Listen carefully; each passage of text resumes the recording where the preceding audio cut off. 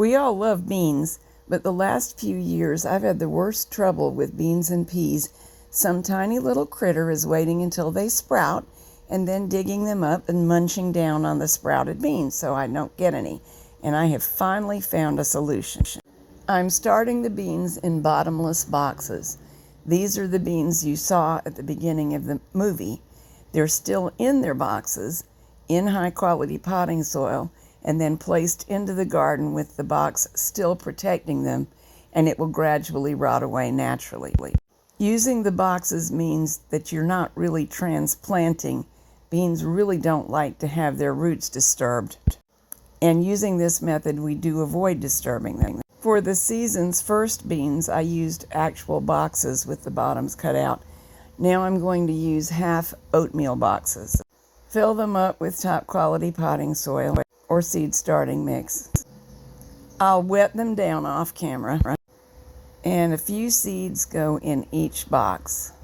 Just poke them into the normal depth.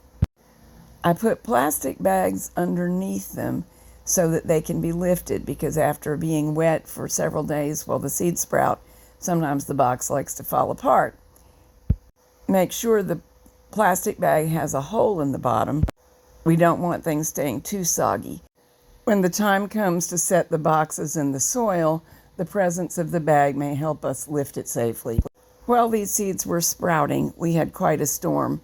One of the pots got knocked over and I never could find all the sprouting seeds, so it's down to one seedling, but we still have something good to work with. You can see here that the bean roots are at the bottom of the pot, so it's time to plop these things in the soil.